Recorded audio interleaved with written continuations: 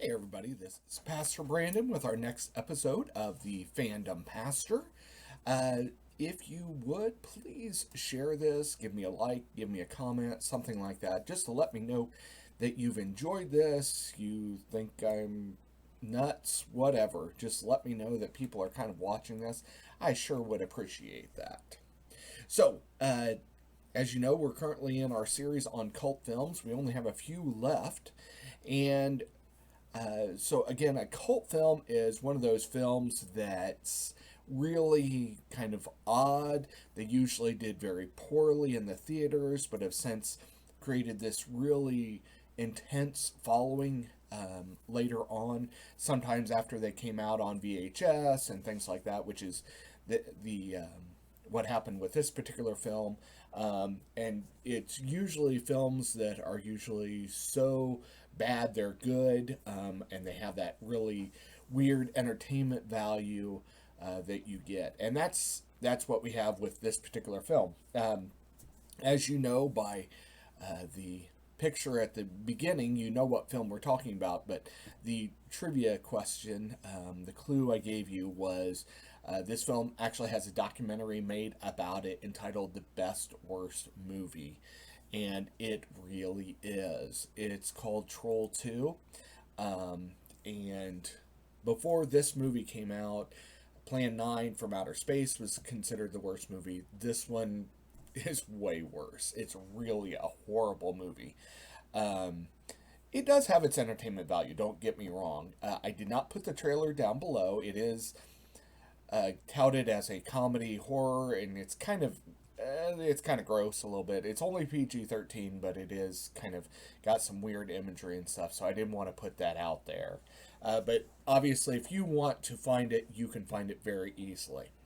So the movie, it breaks down to a this vacationing family discovers that the entire town that they're visiting is inhabited by goblins who are disguised as humans who want to turn them into plants so they can eat them. Yeah, it gets weirder from there. Now, first of all, you may say, well, wait a second. This movie is called Troll 2, but you're talking about goblins. That's just the first of the issues with this film. In this movie, there are goblins, there are hobgoblins, there's even a witch. There are no trolls whatsoever.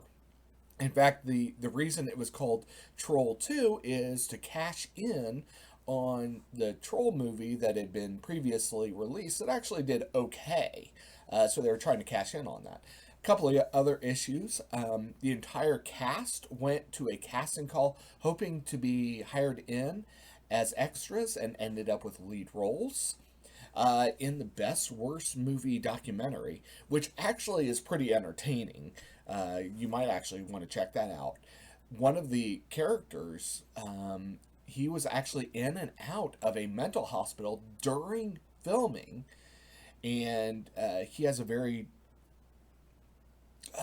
dark, kind of disturbing character. And he said, I was not acting. I really was that mentally unhinged at that time in my life. The director and pretty much the entire cast or entire like production team, basically none of them spoke full English. They had a little bit of English. There was one, the costume director, who actually spoke English and translated. This caused a lot of issues because the director and his wife, who wrote the script, only spoke English, and they wrote the screenplay in very poor English. And when the actors tried to kind of ad lib a little bit, he got mad and said, "No, you must recite the script verbatim," and you can definitely tell that.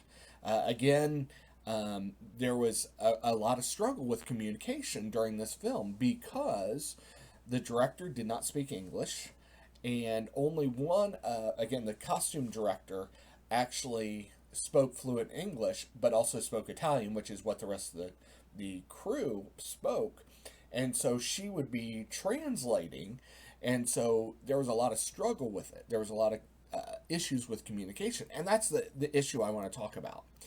Proverbs 15:2 says, "The tongue of the wise commends knowledge, but the mouths of fools pour out folly." You see, the problem is that we're all born with basically no communication skills. I mean, we all know that. Eventually, a baby learns how to communicate their issues, their needs through cries, and then eventually into language.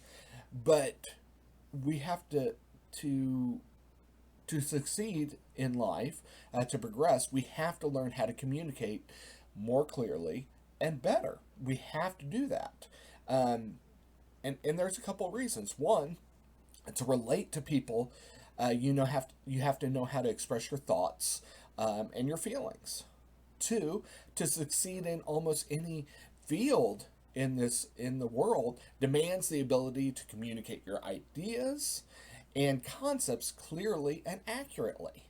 It's absolutely necessary to succeed in business. And third, and the most important one, as a Christian, we need to learn how to communicate the gospel clearly. Now, as somebody who has taken a few classes, and I have friends who have taken far deeper in classes than I have, who are far more educated than I am.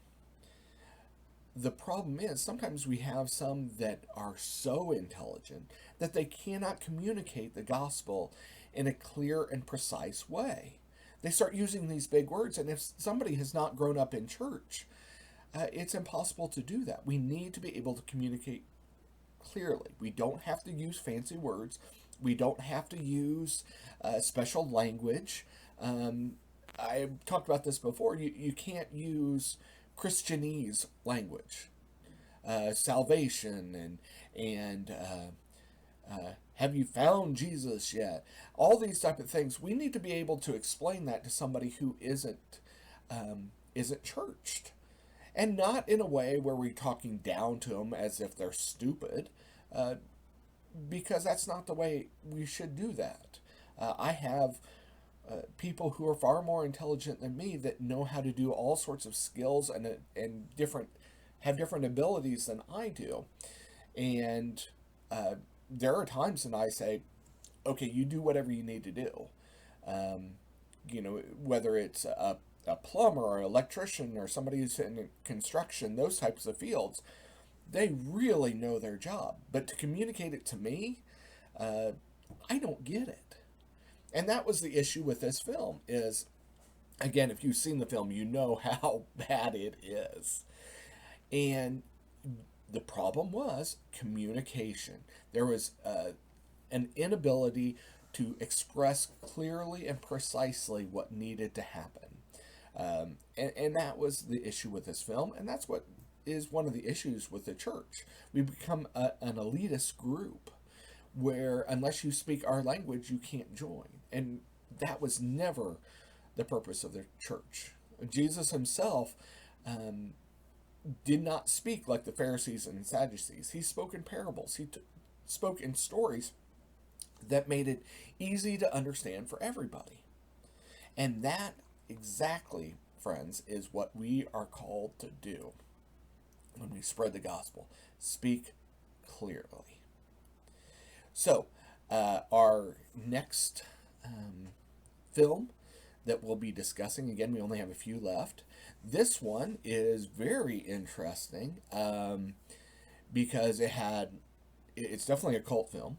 I actually remember seeing this with my parents. I don't think they actually liked it, but they humored me. So, this film has a number of sequels, as well as a cartoon series in the 90s. So, I will see you next time. Thanks, God bless, and be sure to give me a like, a share, something like that. I'd really appreciate it. Have a good one.